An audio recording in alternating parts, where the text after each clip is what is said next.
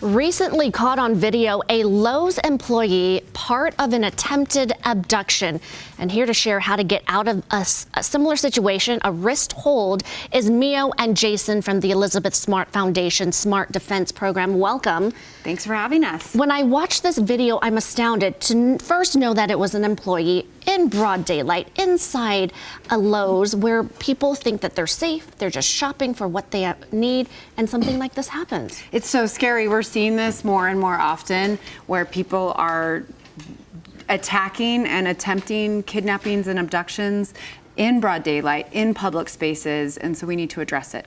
Okay, so what did she do right? What happened that she could actually get out of the situation? She used her voice. So the reason she was rescued and broke free was bystander intervention as well as using her voice. So she started to yell the second she knew she was in danger. Right here, a coworker took action quickly and did healthy bystander intervention. So together, they actually rescued her.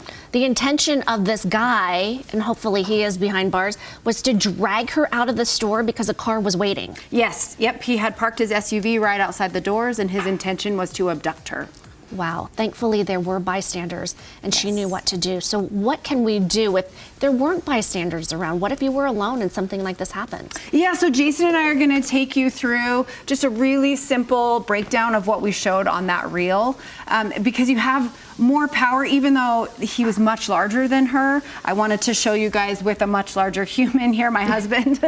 So we'll just walk through it. This is the control that he had, and he was pushing up against her, and she did resist, but she was sliding on the floor. So the very first thing we're gonna do is actually make two strong fists like this, and then I'm gonna sag my weight. I wanna make it as hard as possible for him to move me.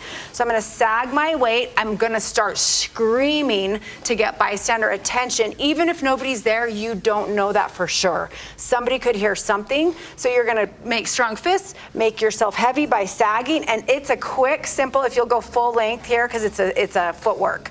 So you're gonna step to the side and turn. So if you see right here already, his grip is compromised, and then we're just gonna follow through with damage. I love the good headbutt and a good groin strike. Right? So those two things, you want to target the weakest parts of a human, which often, especially on men, groins and faces. And so a headbutt and a knee strike are going to buy you the time to create some space and to get away, to possibly draw your weapon if you do conceal carry. Obviously at places of work, you can't always do that.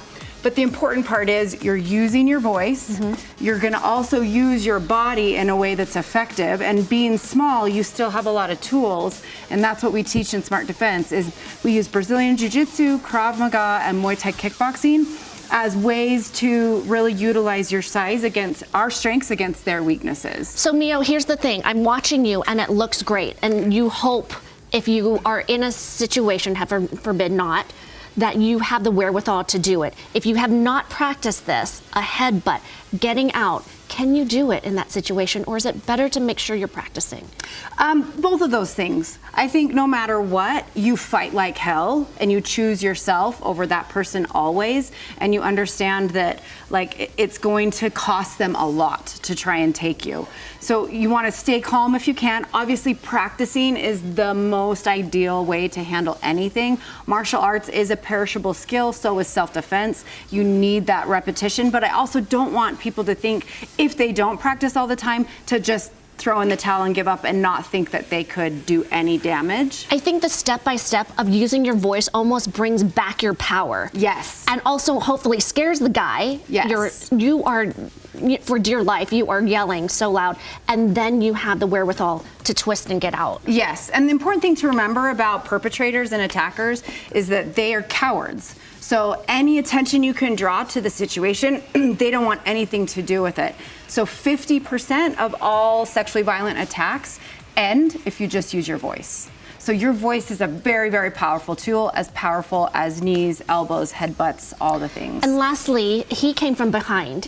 Is there something where the consciousness or making sure that you know your whereabouts? Of course, yes. Situational awareness is huge, and it's very difficult though. Like, she was stocking shelves, she was doing her job. Yep. She believed she was in a safe situation, but understanding immediately the second he grabbed her, she did start to resist, and that's important. Let's talk about the defense program. You are teaching this weekend, and you also have a new program as well. Yes, we're really proud. So if you go to the Elizabeth Smart Foundation or ESF Smart Defense online on Instagram, we will be updating all of our new techniques too. One of the differences with Smart Defense and other self-defense programs is that we have the ability to adapt and add to our curriculum based on real situations. So we're continually adding to our curriculum, and this is something that we're just going to start teaching now. This is the same attack from behind. Check out their new Instagram as well. We'll put a link on our website. Jason and Mia, always great to have you. Thank you. Thank you so much. We'll